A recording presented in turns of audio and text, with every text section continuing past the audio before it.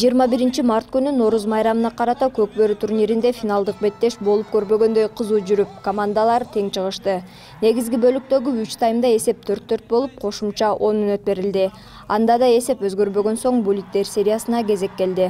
Мына ушул атаандаштыкта Таластын Ынтымак командасы 6-5 эсеби менен жеңишке жетти.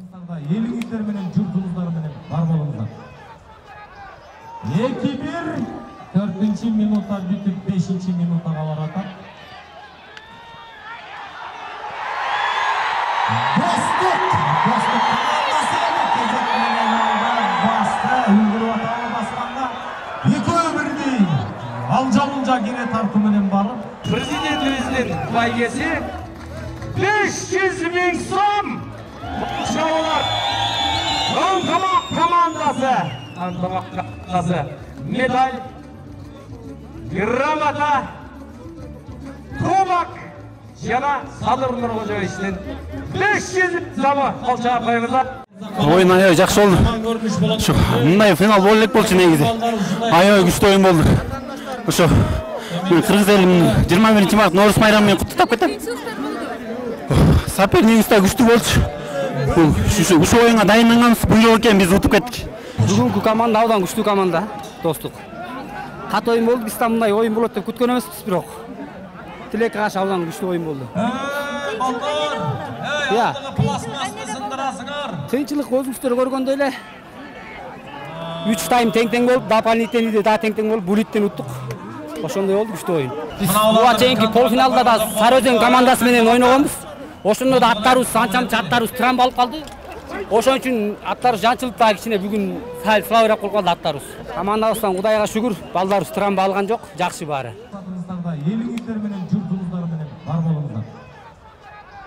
2-1 4-нчи минутта бүтүп 5-нчи минутага барат. Достук командасы кезек менен басты үлгүрүп аталы басканда 2 бирдей алжа-мулжа кире тартуу менен барып Оюндун 3-чү таймында оюнчулар менен калыстардын ортосунда узакка созулган талкуу болду. Анда Оштун Достук командасы Ынтымактын оюнчусу аутка чыкканын көрүп туруп, калыстар тиешелүү чараларды көргөн жок деп нааразы болушту. Эрежеге ылайык улак ортодон башталышы керек эле. Көрүүчүлөрдү көпкө күттүрбөстөн оюнду андан ары улоого туура келди дейт Достук командасынын башчысы Нияз Кыязов.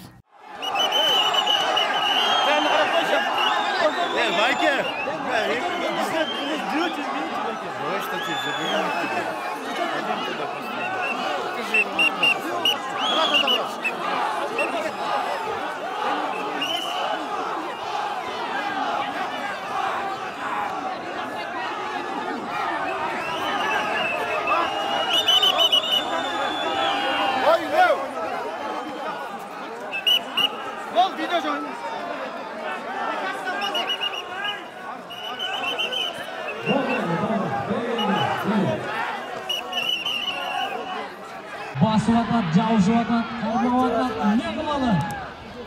Мынандай оюнду көргөн биз бактылуубуз, арман жок. Аутка чыгып кетти.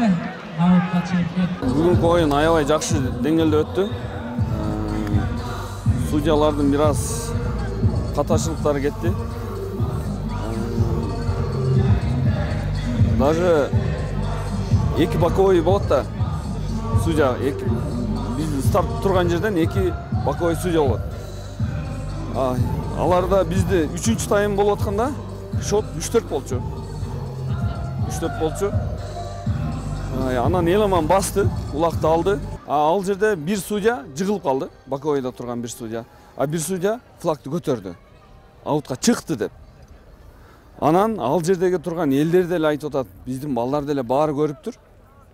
Судьяга келип айттык, флагты көтөрүпсүз го десек, ооба көтөрдүм дейт. Ортодогу судья, ал боковойдогу судья флагты көтөргөн мен көргөн жокмун, мага келиш керек болчу дейт. Аны биз түшүнө албай турабыз. Эмнеге ал жерде турду анда? Эмнеге ортого келген жок? Ошентип көңүлүбүз чөктү. Улак ортодон башталыш керек болчу. Ошондо биз 4-3 болчук. Шот. Ошондо биз ортодон чыгып кармап калат элек. Ал жерде Ал жерде эсли эме болгондо биз оюнга алаксып калыппыз. Кийин баары айтты, ошол жерде турган элдер айтты, анан видеолорду көрдүк. Калыстагы моюнун алып атат, көтөргөнмүн деп. Даже бул жака келип койгон жок да, главный судьянын жанына келип койгон жок. Чечишкени, чечип туура калыстыкты чечип койгонду каалаган жок, келбей койду. Ал жерде баары эле биз түшүндүк. Тура берсек элдерди да күтүрүп койгонубузду түшүндүк. Биз жака чечилбегенин анык билдик. Анан айла жоктон оюнду баштаганга туура келди. Элдердин баардыгы эле көрдү. Видеолордо дана тастыкталып турат. Ал жерде судьяларды флагты көтөргөнүн ортого келип, ортодогу судьяга айтпай койгону дана видеолордо жүрөт. Көрүп алсаңыздар болот. Ал бул жерде акча чечтемкен чечпейт. Бул жерде намыс үчүн 2 айлап тренировка кылабыз, аттарды суутабыз, семьяларыбызды таштап ушул жакта жүрөбүз. Өтө кооптуу учурларга карабай жаныбызды сайып ойнойбуз. Күйөрмандарга ийгилик каалайм. Ушу ар кандай оорулардан оорубай, аман болгула, токчулук болсун, молчулук болсун, заманыбыз тынч болсун. Алдыда ушундай көп жакшы оюндар көп болсун. Кырсыгы жок, жакшы өтсүн.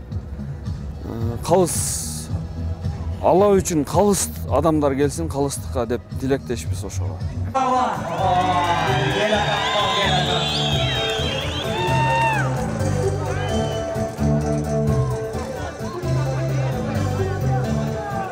Антымак командасы кут болсун Нуржан.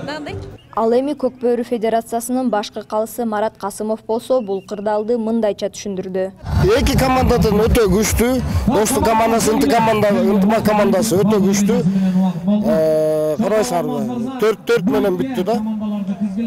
Жана эки жолу спорный момент болуп кетти. Ал моментте биз эң биринчиден ортодогу калыстын сөзүн угабыз. Анан кийин карап туруп ошонун немеси менен, айтым менен чечим чыгарып беребиз да. Бул жерде өзүңүздөр көргөндөй көп чыр боло берет. Күйөрмандардын арасында чыр болот, жетекчилердин арасында чыр болот. Ошондон көп улам жанагы немелер созулуп кетет да. Достук кайрылганын себеби ынтымак командасын неме аутка чыгып кеткен дейт да. Ынтымак командасынан бир көкбөрүчүсү улакты эңип чыкканда аут болчу дейт. Ауттагы биздин калыстар биз желе көтөргөн жокпуз дейт да. Ошондон чатак чыгып атат да. Спорный момент ошондон болуп кетти. Капитан командалары калыстар болуп туруп чечтик, макул болуп, мынакей андан кийин 10 мүнөт ойнолду, 0-0 менен бүтүп, азыр булит. Көкбөрүчүлөр биздики күндөн күнгө өсүп келатат. Пандемиянын маалында Президентский кубокко жок. Мурунку Ноорузга даярданышкан. Ноорус өтпөй калды, 9 менен өтпөй калды. Президентский кубок былтыр 8 ноябрда өткөн. Күндөн күнгө күчтүү, күндөн күнгө өсүп, карайсыңар. Биздин көкбөрүчүлөр абдан өсүүдө. Басып атат, жабышып атат, кармап атат, эмне кылалы? Мынандай оюнду көргөн биз бактылуубуз, арман жок. Аутка чыгып кетти. Командабыздын арасынан сурулуп келип, мараны көзгө умтулуп келген эки команда. Бул эки команда Көкбөрүнүн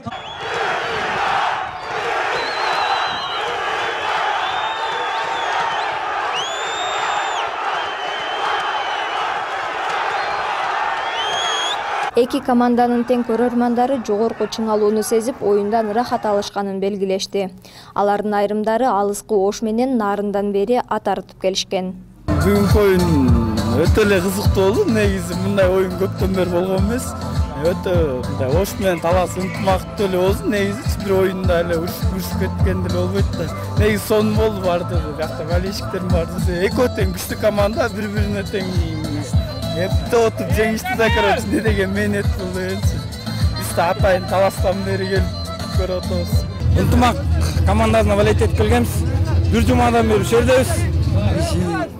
Балдар малатсы. Нишенибизди актады. Травмачы өттү главный. Силерге да рахмат. Ынтымак командасын жеңиши менен куттуктайм.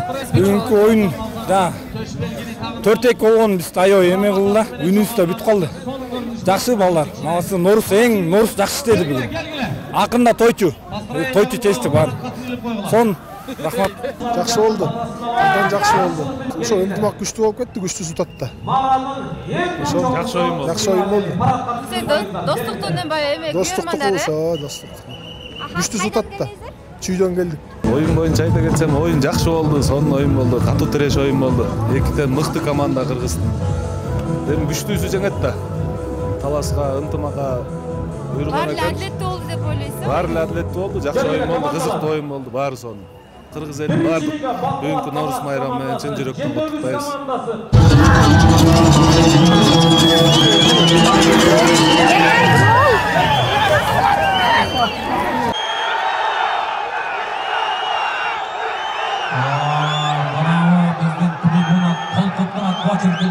Силер толкусаңыздар ким токтотот?